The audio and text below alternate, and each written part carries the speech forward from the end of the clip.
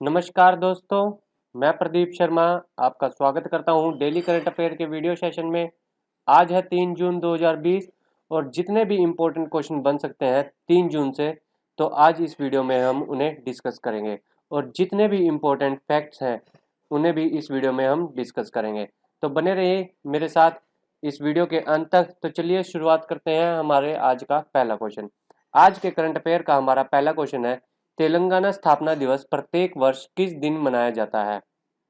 तो आपका right answer हो जाएगा 2 जून। तो प्रत्येक वर्ष 2 जून को तो तेलंगाना सरकार द्वारा 2 जून को तेलंगाना राज्य स्थापना दिवस के रूप में मनाया जाता है। तो राइट आंसर क्या हो गया?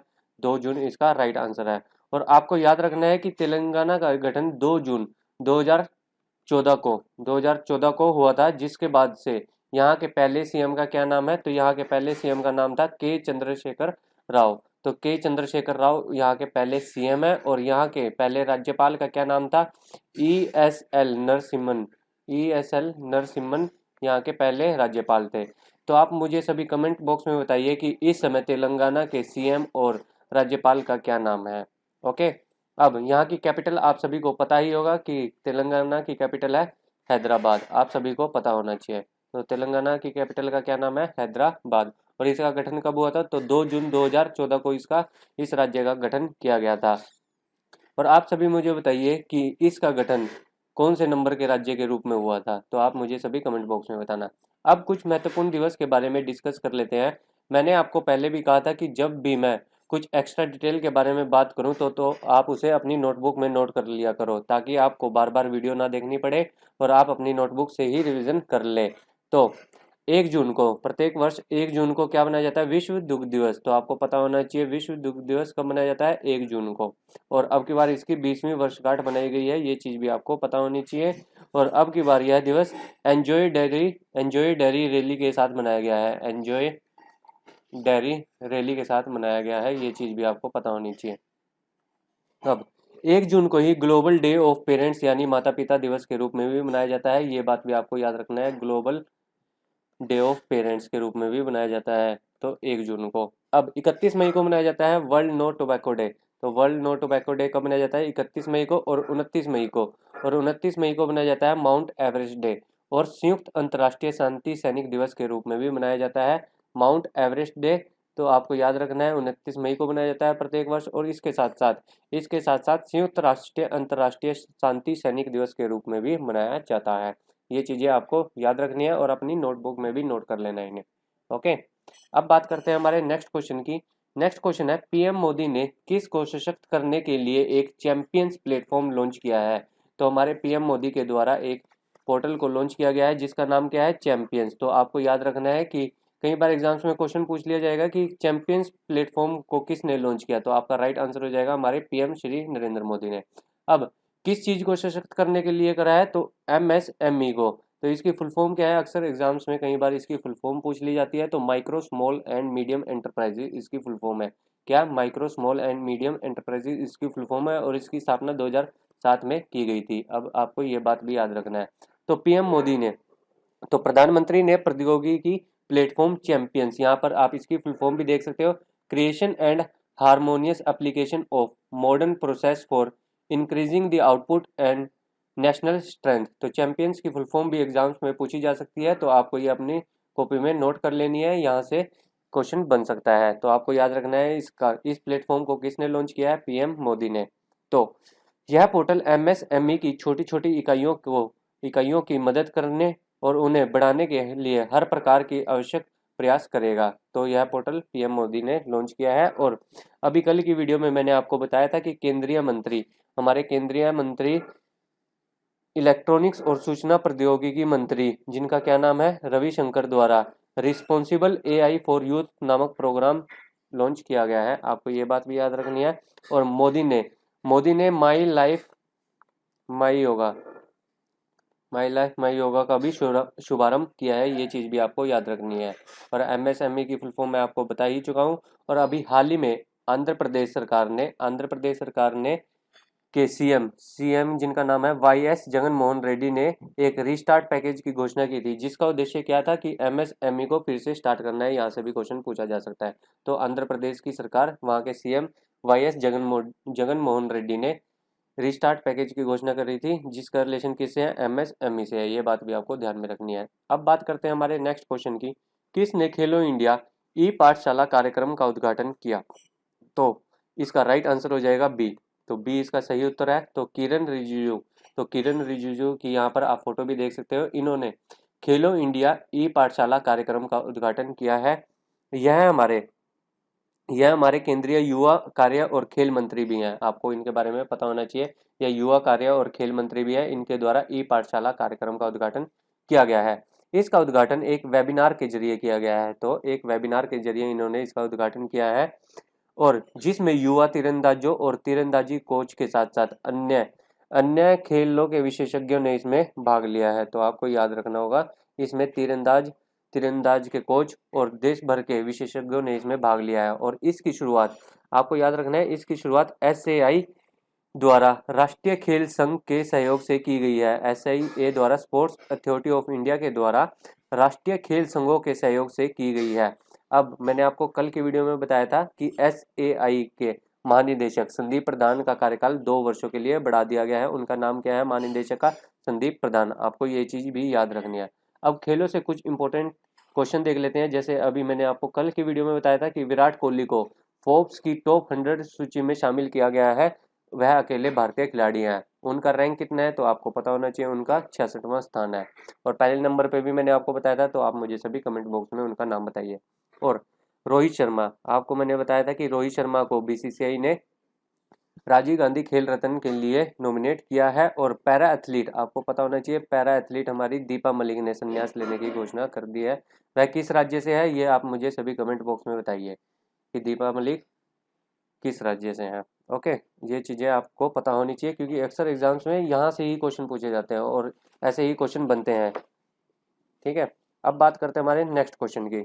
हमारा नेक्स्ट क्वेश्चन है, इस्पात मंत्रालय में नए सचिव के रूप में किसे नियुक्त किया गया है? तो इसका राइट आंसर हो जाएगा हमारा प्रदीप कुमार। तो प्रदीप कुमार त्रिपाठी जम्मू एंड कश्मीर कैडर के एक आईएएस हैं। अधिकारी प्रदीप कुमार त्रिपाठी ने भारत सरकार के इस्पात मंत्रालय के सचिव का पदभार संभाल लिया है। तो आपको पता होना चाहिए उनका नाम क्या है, प्रदीप कुमार त्रिपाठी। इससे पहले त्रिपाठी डीओपीटी यानी कि कार्मिक और प्रशिक्षण विभाग में विशेष सचिव और स्थापना अधिकारी के रूप में इन्हें तैनात किया गया था। ये चीज भी आपको पता होनी चाहिए। अब हमारे केंद्रीय इस्पात मंत्री का क्या नाम है? यहाँ से क्वेश्चन बन सकता है। तो धर्मेंद्र प्रधान हमारे केंद्रीय इस्पात मंत्री हैं, ये चीज भी आपको पता होनी चाहिए। और यहाँ पर अनीता कोटवानी का नाम देख सकते हो। तो अनीता कोटवानी अभी इन्हें कैरेट इंडिया की नई मुख्य कार्यकारी अधिकारी के रूप में नियुक्त किया गया है। और अरुण सिंघल को फस्काई FSSAI फस्काई के नए मुख्य कार्यकारी अधिकारी के रूप में नियुक्त किया गया है, आपको पता होना चाहिए। और धर्मेंद्र प्रधान हमारे इस्पात मंत्री हैं, ये चीज भी आपको पता होनी चाहिए। अब बात करते हैं हमारे नेक्स्ट क्वेश्चन की। हमारा नेक्स्ट क्वेश्चन है कि सी टैप किसके द्वारा लॉन्च किया गया है? तो इसका राइट आंसर हो जाएगा WHO के द्वारा। तो WHO की फुल फॉर्म आपको पता ही होगा, तो आप मुझे सभी कमेंट बॉक्स में इसकी फुल फॉर्म बताइए। तो सी टैप किसके द्वारा लॉन्च किया गया है? WHO के द्वारा। तो WHO ने जीवन रक्षक तकनीक यानी कि लाइफ सेविंग टेक्निक की समान पहुंच सुनिश्चित करने के लिए कोविड, सी से कोविड, टी से टेक्नोलॉजी, ए से एसएस और पी से पोल, तो कोविड-19 टेक्नोलॉजी एसएस पोल लॉन्च किया है। तो इसे क्या बोला गया है? सी टैप। किसके द्वारा लॉन्च किया गया है? तो WHO के द्वारा लॉन्च किया गया है। अब इसका उद्देश्य क्या है? अब इसका उद्देश्य है कि टीकों और दवाओं के विकास में तेजी लाना। जितने भी टीके हैं और जितनी भी दवाइयां हैं उनके विकास में तेजी लाना इसका लक्ष्य है। तो WHO के यहाँ पे अध्यक्ष पर आप उसकी फोटो देख सकते हो। तो WHO के अध्यक्ष का क्या नाम है? Tedros Adhanom. तो WHO के महानिदेशक का क्या नाम है? टेड्रोस एडोनोम। और इसकी स्थापना 1948 में की गई थी। और इसका हेडक्वार्टर कहाँ पर है? तो आप सभी को पता होगा, इसका हेडक्वार्टर हमारे जिनेवा में स्विट्जरलैंड में है। ये चीजें आपको पता होनी चाहिए। और अभी हाल ही में अमेरिका ने WHO से बाहर होने की भी घोषणा कर दी है। ये क्वेश्चन भी बन सकता है, तो आपको पता होना चाहिए कि किस देश ने WHO से बाहर होने की घोषणा कर दी है। और WHO को चीन ने 2 बिलियन अमेरिकी डॉलर देने की घोषणा की है। तो आपको पता होना चाहिए कि 2 बिलियन अमेरिकी डॉलर देने की घोषणा किस देश ने की है WHO को? तो आपका राइट आंसर हो जाएगा चीन ने। तो आप सभी को पता होना चाहिए। अब बात करते हैं हमारे नेक्स्ट क्वेश्चन की। हमारा नेक्स्ट क्वेश्चन है कि निसर्ग तूफान किस राज्य से टकराएगा? अब अभी आपको पता ही होगा कि एक तूफान आया था भारत में, उसका नाम अम्फान था, जो कि पश्चिम बंगाल और ओडिशा से टकराया था। अब निसर्ग तूफान आया है, वह किस राज्य से टकराएगा? तो आपका राइट आंसर हो जाएगा महाराष्ट्र से। तो आपका क्या राइट आंसर हो जाएगा? महाराष्ट्र से। मौसम विभाग ने चेतावनी दी है कि निसर्ग तूफान महाराष्ट्र और गुजरात से टकरा सकता है। तो आपको पता होना चाहिए किस से टकरा सकता है? महाराष्ट्र और गुजरात से टकरा सकता है। तो इसके राइट आंसर हो जाएंगे महाराष्ट्र और गुजरात दोनों। तो बहुत इसके राइट आंसर हैं। अब यह घोषणा किसके द्वारा की गई है? तो इंडियन मेट्रोलॉजिकल डिपार्टमेंट के द्वारा, IMD विभाग के द्वारा इसकी घोषणा की गई है। इसे हिंदी में भारतीय मौसम विज्ञान विभाग भी बोला जाता है। तो यह तूफान 129 वर्षों में जून के महीने में महाराष्ट्र को हिट करने वाला पहला उष्णकटिबंधीय चक्रवात हो सकता है। तो आपको याद रखना है, यह 129 वर्षों में महाराष्ट्र को हिट करने वाला उष्णकटिबंधीय चक्रवात हो सकता है। तो अब बात करते हैं IMD के बारे में। तो IMD के महानिदेशक का क्या नाम है? मृत्युंजय महापात्र। तो मृत्युंजय महापात्र IMD के महानिदेशक है और इसका हेडक्वार्टर कहाँ पर है? तो इसका हेडक्वार्टर है न्यू दिल्ली में। और अभी अभी अम्फान तूफान आया था, आपको पता ही होगा कि पश्चिम बंगाल और उड़ीसा में अम्फान तूफान आया था और भारत सरकार ने पश्चिम बंगाल को 1,000 करोड़ रुपए की भी राहत देने की घोषणा की है। ये चीज भी आपको पता होनी चाहिए। अब बात करते हैं हमारे नेक्स्ट क्वेश्चन की। हमारा नेक्स्ट क्वेश्चन है, ओलंपिक चैंपियन बॉबी मोरो का अभी हाल ही में निधन हो गया है, वह किस क्षेत्र से संबंधित है? तो का को आप अलग कर लेना। इनका नाम क्या है? बॉबी मोरो। तो इनका नाम है बॉबी मोरो। इनका अभी हाल ही में निधन हो गया है। वह किस क्षेत्र से संबंधित है? तो वह एक स्प्रिंटर थे, धावक थे। तो अभी हाल ही में इनका निधन हो गया है। यहाँ पर आप इनकी फोटो भी देख सकते हो कि यह ओलंपिक चैंपियन थे। अब इन्होंने 1956 में 3 गोल्ड मेडल जीते थे। एक तो 100 मीटर में, एक 200 मीटर में और 400 मीटर रिले रेस में इन्होंने 3 गोल्ड मेडल जीते थे। आपको पता होना चाहिए। और इन्हें 1956 में स्पोर्टमैन ऑफ द ईयर भी घोषित किया गया था। तो इन्हें 1956 में स्पोर्टमैन ऑफ द ईयर भी घोषित किया गया था। इनका नाम है बॉबी मोरो और इनका संबंध है धावक से। यह एक धावक थे और इनका अभी हाल ही में निधन हो गया है। तो आप मुझे सभी कमेंट बॉक्स में कमेंट करके बताइए, जितने भी अभी हाल ही में इंपॉर्टेंट शख्स का निधन हुआ है, आप मुझे सभी सभी के सभी जो इस वीडियो को देख रहे हैं, सभी के सभी आप मुझे कमेंट बॉक्स में उनका नाम कमेंट करके बताइए। ओके। तो अब बात करते हैं हमारे नेक्स्ट क्वेश्चन की। हमारा नेक्स्ट क्वेश्चन है, कौन सा राज्य कोविड-19 मरीजों के लिए 1 लाख बिस्तर तैयार करने वाला पहला राज्य बन गया है? तो कोविड-19 मरीजों के लिए 1 लाख बिस्तर तैयार करने वाला भारत का पहले राज्य का क्या नाम है? उत्तर प्रदेश। तो ए इसका राइट आंसर हो जाएगा। अब क्वेश्चन यहाँ से ये बन सकता है कि भारत का पहला राज्य कौन सा है जहाँ पर कोविड-19 हॉस्पिटल खोला गया था? तो आपका राइट आंसर हो जाएगा महाराष्ट्र के मुंबई में। तो मुंबई में खोला गया था। तो आपको इतना पता होना चाहिए। ओके। अब बात करते हैं हमारे यूपी के बारे में। यूपी के CM का क्या नाम है? तो योगी आदित्यनाथ यहाँ के CM है और यहाँ के राज्यपाल का क्या नाम है? आनंदीबेन पटेल यहाँ के राज्यपाल है। और 24 जनवरी 1950 को यूपी का गठन किया गया था। यहाँ से भी क्वेश्चन बन सकता है। तो आप मुझे सभी के सभी यूपी की विधानसभा सीटें, लोकसभा सीटें और राज्यसभा सीटें कितनी है, आप मुझे सभी कमेंट बॉक्स में कमेंट करके बताइए। अब बात करते हैं हमारे नेक्स्ट क्वेश्चन की। हमारा नेक्स्ट क्वेश्चन है, हिमाचल प्रदेश के नए DGP का क्या नाम है? तो हिमाचल प्रदेश के नए DGP का क्या नाम है? संजय कुंडू। तो आपका राइट आंसर हो जाएगा संजय कुंडू, इसका राइट आंसर है। तो ए इसका सही उत्तर है। यहाँ पर आप इनकी फोटो भी देख सकते हो।